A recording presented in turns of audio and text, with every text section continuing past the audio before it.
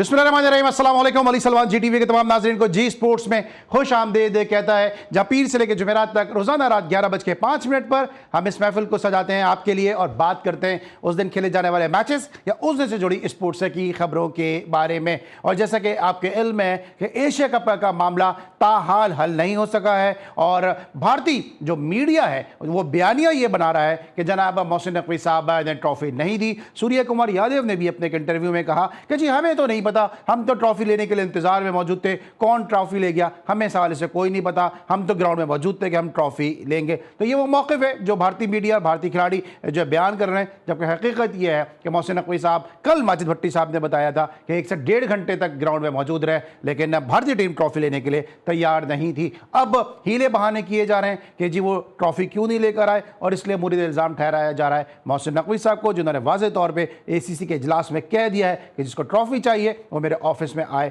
और मुझसे ट्रॉफी ले जाए। बहुत सारे और मौज़ूआत में इस पर बात करेंगे।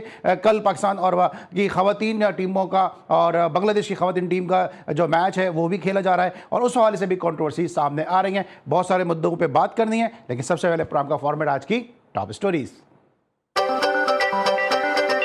मैंने BCCI से कभी माफी नहीं मांगी और ना ही कभी ऐसा करूंगा। मैंने कुछ गलत नहीं किया। एशियन क्रिकेट काउंसिल के सरबराह मोहसिन नकवी ने भारतीय मीडिया का प्रोपेगेंडा बेनकाब कर दिया। पाकिस्तान से मैच खेलेंगे और क्रिकेट के प्रोटोकॉल के मुताबिक खेलेंगे। इस बात की गारंटी नहीं दे सकता कि प्लेयर्स हाथ मिलाएंगे या गले मिलेंगे। Secretary BCCI Devajit Saikia. Asia cup में शुरू होने वाला सिलसिला विमेन वर्ल्ड कप में भी जारी रहेगा। विमेन वर्ल्ड कप में पाक भारत मैच के मौके पर खिलाड़ी हाथ नहीं मिलाएंगे। भारत का ICC विमेन्स वर्ल्ड कप को भी सियासत ज़दा करने का मंसूबा। जनूबी अफ्रीका के खिलाफ होम टेस्ट सीरीज के लिए कौमी टीम का तरबियती कैंप लाहौर में जारी। खिलाड़ियों ने उबूरी हेड कोच अजहर महमूद की निगरानी में भरपूर ट्रेनिंग सेशन में हिस्सा लिया। पाकिस्तान और जनूबी अफ्रीका के दरमियान पहला टेस्ट 12 अक्टूबर से शुरू होगा। वफाकी हुकूमत ने जनूबी अफ्रीकी क्रिकेट टीम को दौरे पाकिस्तान के मौके पर VVIP सिक्योरिटी फराहम करने की मंजूरी दे दी। ICC विमेन्स वर्ल्ड कप में पाकिस्तान विमेन्स टीम कल अपना पहला मैच बांग्लादेश के खिलाफ खेलेगी। कौमी टीम की प्रेमदासा इंटरनेशनल क्रिकेट स्टेडियम में भरपूर प्रैक्टिस। पाकिस्तान के नौजवान खिलाड़ी साइम अयूब नंबर 1 ऑलराउंडर बन गए। नई T20 रैंकिंग में साइम अयूब ने हार्दिक पांड्या से पहली पोजीशन छीन ली। ICC ने T20 प्लेयर्स की रैंकिंग जारी कर दी। Saim Ayub number 1 T20 allrounder बन गए। जी नाज़रीन, आज की टॉप स्टोरीज़ और आपने टॉप स्टोरीज़ में देखा कि अब एशिया कप के बाद विमेंस वर्ल्ड कप को भी जो है वो पॉलिटिसाइज़ करने की बातें की जा रही हैं और कोशिश की जा रही है। भारत का ये चेहरा एक दफ़ा फिर दुनिया देखेगी और यकीनी तौर पर ICC को इस हवाले से ज़रूर सोचना चाहिए, क्योंकि ये ACC नहीं बल्कि ICC का इवेंट है। बात करेंगे इस मुद्दे पर भी, पाकिस्तान विमेंस टीम के हवाले से ये बात करेंगे, लेकिन छोटे से ब्रेक के बाद।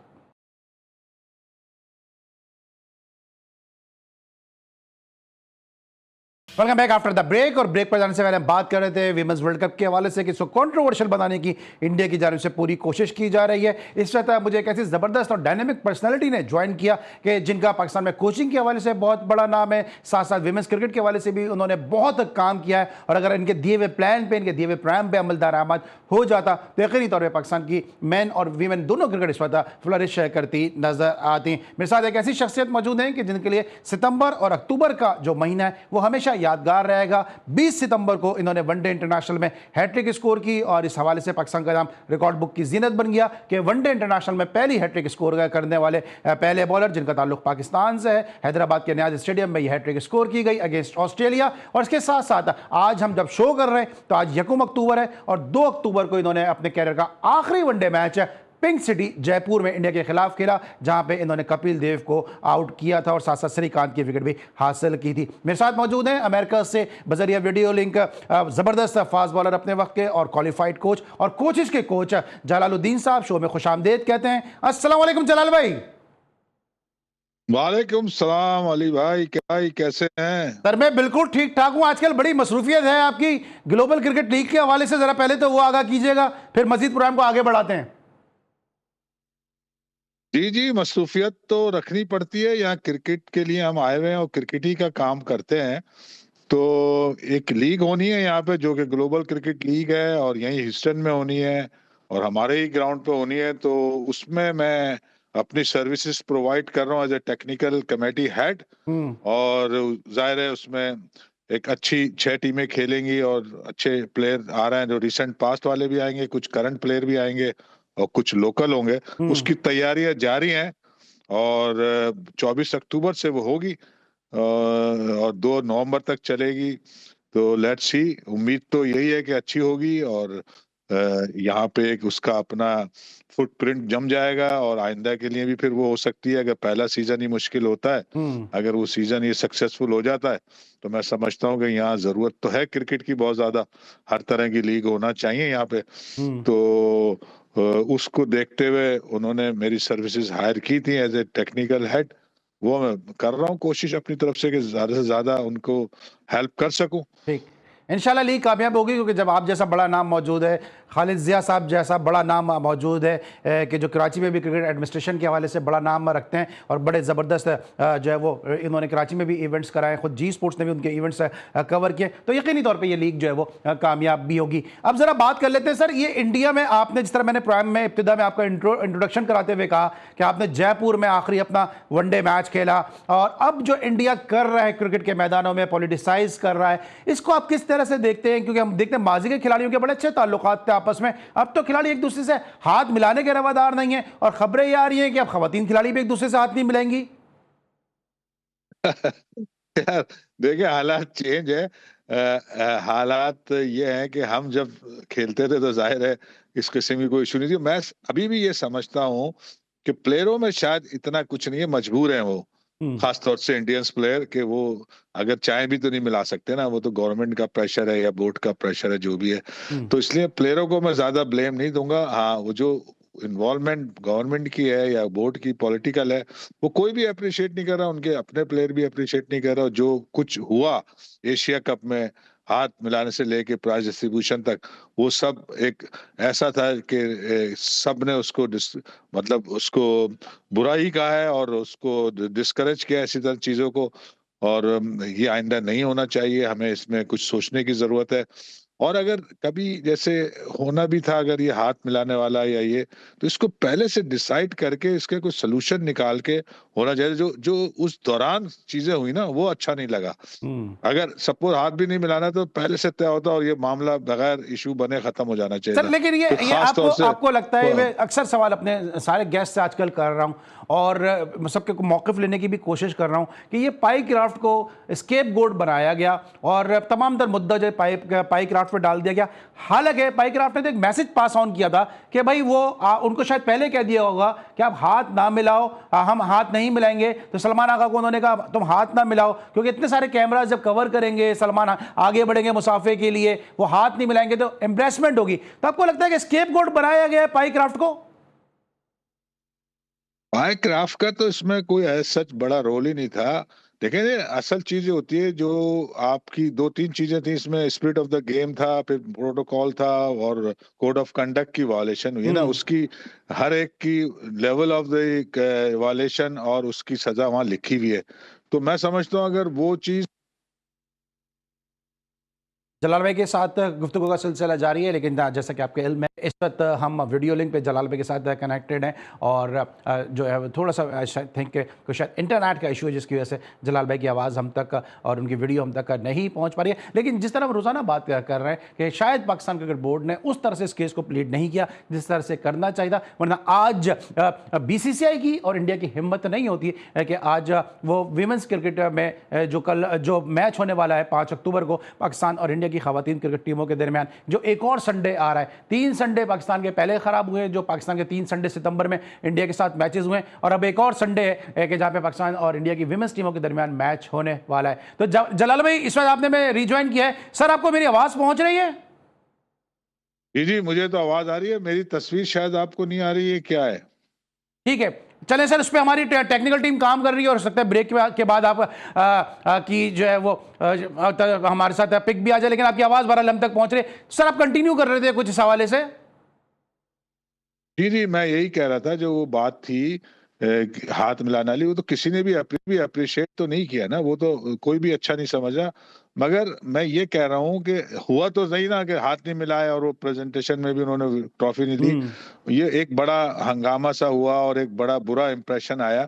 इसको पहले से रिजॉल्व कर लेना चाहिए था, मैं ये कह रहा हूँ। सही। और मैं ये कह रहा हूँ कि जब इंडिया का, जैसे हमने चैंपियंस ट्रॉफी से देखा ना कि वो उन्होंने अपनी मनमानी कराई और हमने माना उनको, तो मेरी एक अपनी सोच थी, मैंने उस वक्त चैंपियंस ट्रॉफी में ये बात की थी कि देखिए इंडिया तो चाहता नहीं है कि पाकिस्तान के साथ वो क्रिकेट खेले, मजबूरी में खेलना पड़ता है आईसीसी के इवेंट्स, और वो ये नहीं चाहते कि हमें किसी भी तरह से क्रिकेट में फायदा पहुंचे। तो हमें रिवर्स साइकोलॉजी का, मैंने वहां लफ्ज इस्तेमाल किया था कि जो वो चाह रहे हैं हम वही उनको कर दें, ताकि वो उनको पता चले। मसला मिसाल दे रहा था, वो कहता है हम दुबई में खेलें, हम आपको कहना चाहिए आप खेले दुबई में, मगर हम इंडिया में ही खेलेंगे। तो उससे अगर आप इंडिया में जाके परफॉर्म करते तो जाहिर है कि उससे उनको जो नुकसान पहुंचता वो इससे कहीं ज्यादा होता तो जो उन्होंने आपको लगता हरकत है कि की हम है। इस तो काबिल हैं कि हम वहां ये परफॉर्म कर देते? हाँ, अब देखें ना, लास्ट जो आपका फाइनल हुआ वो मैच आपने अच्छा खेला, हार गए क्योंकि आप में इतनी कैपेसिटी नहीं थी, आपके पास वो क्वालिटी प्लेयर नहीं थे। मगर एटलीस्ट आप उनको परेशान तो कर सकते हैं ना, उन पर प्रेशर डाल सकते थे। तो ये मैं कहना, ये मेरी अपनी एक एक सोच है कि आप वो जो चाह रहे हैं आप वही कर रहे हैं। वो उन्होंने कहा जी, उनका मकसद ये था कि आप इंडिया मत आए, आप नहीं गए इंडिया, लड़कियां भी आपकी श्रीलंका में जी। खेल रही हैं।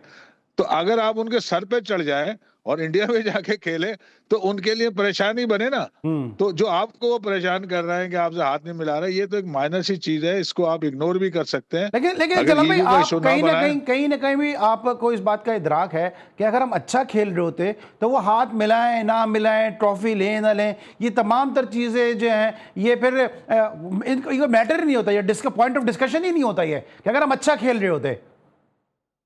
बिल्कुल बिल्कुल, ये मैं तो यही कह रहा हूँ, असल तो बात वही है ना कि आप वो कुछ भी चीज करें, अगर आप ग्राउंड में उन्हें हराते हैं तो वो एक एक असल चीज है ना कि आप उनको मैच में हराए ना। बाकी चीजें तो इररेलेवेंट हो जाती हैं आपकी, मगर वो हम कर नहीं पाते ना, उसमें हमारी अपनी खराबी। हम एक एवरेज टीम लेके गए हुए हैं, 6 तो डिस्कार्डेड प्लेयर लेके चले गए थे जो टीम में आ रहे हैं जा रहे हैं, ड्रॉप हो रहे हैं आ रहे हैं, उन टीमों को दोबारा से आपने रख लिया। तो वो कहाँ से परफॉर्म करेंगे मुश्किल वक्त में? वो तो हमेशा आइडियल कंडीशन में ही परफॉर्म कर सकते हैं। तो हमारे पास तो कैपेसिटी इनफैक्ट है नहीं, मगर एक चांस T20 में होता है कि वहां छोटी बड़ी टीम का फर्क खत्म हो जाता है, एक प्लेयर से भी आप मैच जीत जाते हैं, तो वहां पे आपको हराने का चांस है। ठीक। मगर उसके लिए आपको हर एरिया में अच्छा करना होगा, जो कि हम नहीं कर सके। सही। हालांकि हमें 2 दफा फाइनल मैच जीतने का चांस मिला, एक दफा जब हमने इनिशियल बैटिंग करी और एक दफा इनिशियल जब बॉलिंग करी। दोनों दफा अगर हम उस मोमेंटम को कंट्रोल कर लेते, वो क्यों नहीं कर सके? छोटी छोटी बातों की वजह से आप ये मैच हारे। सही। और वही एक क्वालिटी प्लेयर का फर्क होता है कि आप मुश्किल वक्त में एक अच्छा कैच पकड़ ले, एक अच्छा रन आउट कर दें, और जब आपको बैटिंग करने का मौका मिले तो जब आपने एक मोमेंटम सेट करे उसको मेंटेन करके आगे तक ले जाएं। ठीक है तो ये सर। सारी चीजें नहीं हुई, तो इसीलिए तो हम कहते हैं कि आप क्वालिटी प्लेयर नहीं है। ठीक है, अच्छा, आप कोचेस के कोच हैं, आपने आपके बहुत सारे शागिर्द इस वक्त पाकिस्तान में और दुनिया भर में कोचिंग के फ्राइज अंजाम दे रहे हैं, आपसे बेहतर इस पे कोई रोशनी डाल नहीं सकता है कि माइक हैसन को आप कैसा कोच रेट करते हैं? अब तक जो मैंने उसको, जाहिर है कि मैं उससे कोई मेरी मुलाकात तो नहीं है, मैं तो एक्शन से देख रहा हूँ और जो उसकी कभी इंटरव्यू आते हैं उससे मैं सुन रहा हूँ। मेरे हिसाब से जिन प्लेयरों पे वो रिलाय कर रहा है, किस वजह से कर रहा है, वो मेरे मेरे मुझे वो विजडम तो नजर नहीं आती उसमें, ये वाली कि जी कौन सा प्लेयर कहाँ क्या कर सकता है, ये उसको नहीं पता। दूसरे थोड़ा ब्लेमबाजी कर रहा है कि जब हम बांग्लादेश में हारे तो उसने कहा जी विकेट खराब थी। ये चीज कोच नहीं करता, कोच के करने की बात नहीं होती है। जो भी कंडीशन है आपको उसको अडॉप्ट करके खिलवाना है।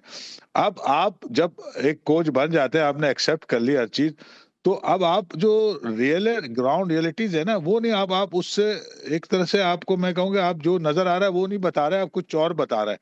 तो वो ये अच्छे कोच की निशानी नहीं होती। आपको रियलाइज करना है कि मैंने एक ऐसी टीम ली है जो तो बी ग्रेड आप टीम है, इनका कैरियर उसको टेन्योर इनका प्रोलॉन्ग देख रहे हैं पाकिस्तान में, या इनको भी जल्दी जाना पड़ेगा? देखिए, हमारे यहाँ तो हटाते हैं परफॉर्मेंस की वजह से, तो परफॉर्मेंस तो इनकी अच्छी होने वाली नहीं है, ठीक है ना। तो आप आइंदा प्रेशर आएगा तो ये भी चले जाएंगे जैसे दूसरे जाते हैं। और अच्छा करने के लिए तो अभी अगर आप आज से शुरू करेंगे तो 3 साल के बाद की बात करें। जो खराबियां आपके अंदर क्रिकेट में मौजूद हैं, ऐसे डेवलपमेंट का बहुत बड़ा मसला है हमारा ना, क्वालिटी डेवलपमेंट नहीं है, इसलिए हम अच्छा क्वालिटी सर प्लेयर एचआर में कहते हैं वो एचआर में कहते हैं learning for the present situation and development for the futuristic approach. तो यहाँ पे तो लर्निंग है ही नहीं, सिर्फ हमारे कप्तान साहब ही कहते रहे माजी में लर्न लर्न लर्न, लेकिन जब लर्निंग होगी तो डेवलपमेंट होगी ना सर। लेकिन अब आपको क्या लगता है कौन कौन से प्लेयर ऐसे जो आप समझते हैं T20 में नहीं होने चाहिए? T20 में तो जो होना चाहिए तो रखे ही नहीं।